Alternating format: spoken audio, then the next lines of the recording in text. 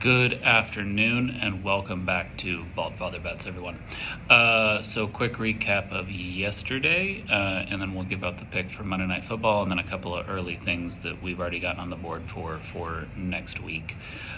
First, please support the channel. Make sure you are subscribed, notifications on, so you get our videos. Sometimes we post late up until kickoff, and then just show the video some love, like, share, comment. Anything you can do to help grow our subscriber base, that's all we ask for. Never charge for our picks. So recap of yesterday, where we were 8-9-1. However, going into Sunday Night Football, we were 8-6-1 with 3 units on the Ravens, and that is one of the worst beats that we've taken in a while. Obviously, worst beat of the year so far, but we're early, it's week 2. Last year, the worst beat of the year was Notre Dame USC, when USC was covering, driving in to score, and then threw a 100-yard pick six to lose the cover. That was for 15 units, so that stung a little bit more than this one did. But at this point in the season, 3 units is a big swing for our overall record. So it brought us to 34-31. I think so. 34-31-1. Yeah, because we were 8-9-1 on the day. So yeah, I mean, that's obviously the big swing. Had a few other things that were, would have liked to have gotten the cover in that Seahawks 49ers game. I mean, 49ers, the way they got pretty lucky on that last touchdown pass. But that happens, if you're on the 49ers side, you're not complaining. Too bad on, I forget what the other late window game was, where there was another late window game where we probably should have covered, but then also we probably shouldn't have covered in the Titans-Broncos game, and we did cover in the Titans-Broncos game. So those things go back and forth, those things go. But having a 15-point lead with less than 4 minutes in a game, when you have a team -1, and finding a way to lose that is a hard pill to swallow. So Ravens, for the past 2 years ago, last year it wasn't really an issue. One of the biggest things they had was closing out games in the fourth quarter. They had multiple games where they had a 2-score lead in the fourth quarter and they ultimately lost. And that's something similar that just happened here. So something that to be on the lookout in terms of Ravens games moving forward into the rest of the year. So we look now to Monday Night Football, and then a few other things that we have going this week. So Monday Night Football tonight, we like the Bears plus the 2 for 3 units.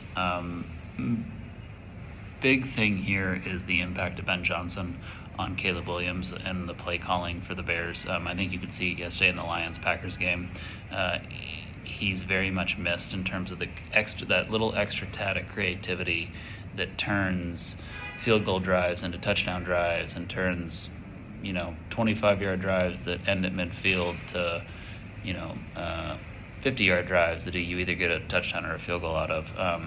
I think it's going to be a big push in this one. We also like the Bears defense. We've liked the Bears defense for the past 2 seasons, and going up against a rookie quarterback and J.J. McCarthy making his first start on the road, I think that's a difficult spot for him. I do like Kevin O'Connell. We do like this Vikings team. We were believers the Vikings were frauds last year, but that didn't stop us from profiting in them on the regular season. Ultimately, we were right that they were frauds. I just think this is a tough spot for a rookie QB, especially a rookie QB that's a bit more of a project one the way JJ is. It's not like he overwhelms you with arm talent or anything like that. And Sam Darnold Sam Darnold was exceptional arm talent, is something that Sam Darnold has always had, even dating to his days back at USC. So we like the Bears here. We like them at home. We like them plus the 2. We're doing that one for 3 units as well. Hopefully we can get back what we should have had on that Ravens game. I don't need to go into too much more detail than that. Those are really the reasons why. It's not some overwhelmingly analytical thing as to why we're doing this. And then a couple things that we've already placed for this upcoming next week. So there's 3 games that we've already placed. They're all in college football. We're taking Miami minus the 16.5 against USF. We're doing that one for 2 units. We're going to go back. We're going to fade USF again. We did it last week. It didn't work out for us with Florida. More to come on that in a second. And we just think that this Miami team is very solid. We think that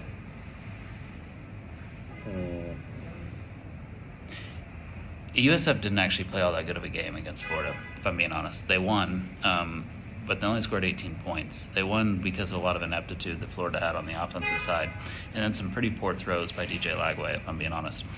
I like Miami to establish themselves on the ground a bit more than Florida did. I like Miami to have a bit more of competent play calling, and I like them to kind of put USF to bed early here, and that's why we're going with Miami minus 16 for 2 units. And then in our 2 primetime evening games, I'll just say them and then give a little bit of thoughts. We're taking Florida plus 10 for 3 units, and we're taking Notre Dame minus 6 for 3 units. 10 points is too much for Florida. I don't care what you just saw them do against USF. LSU, we like LSU. We think they're a good team, but 10 points in a rivalry conference primetime night matchup like this is just too much. So it's the right side to be on. Whether or not it cashes, we'll see, but we like it enough that we're going to go 3 units on Florida plus the 10, and then we're going to lay it with Notre Dame minus 6 for 10 units as well. The way you could get Notre Dame was with kind of an elite passing attack, and that's what Miami had. That's what Ohio State had last year. That's what USC had, why they're able to put up so many yards. Texas A&M does not. Texas A&M is actually kind of a worse version of Notre Dame. We like Notre Dame here to kind of run away with this one, actually. I think they're going to beat Texas A&M by quite a bit. I don't think this game is going to be relatively close. So that's it. Those are the only extra 3 games we've played so far heading into next week. We're obviously looking at all the lines. We'll get it back at you tomorrow with a college football week 2 recap video, and then Wednesday with an NFL week 1 recap video. And if we have anything else between now and going into next week that we play, we'll let you know during those videos. But thank you very much. Enjoy the first edition of Monday Night Football for this season, and let's try and get them back after that Ravens loss. That if you're anything like me, you're just laying in bed staring at the ceiling last night, just going, how did we lose that one? But anyway, have a great rest of the day, and get at you guys later.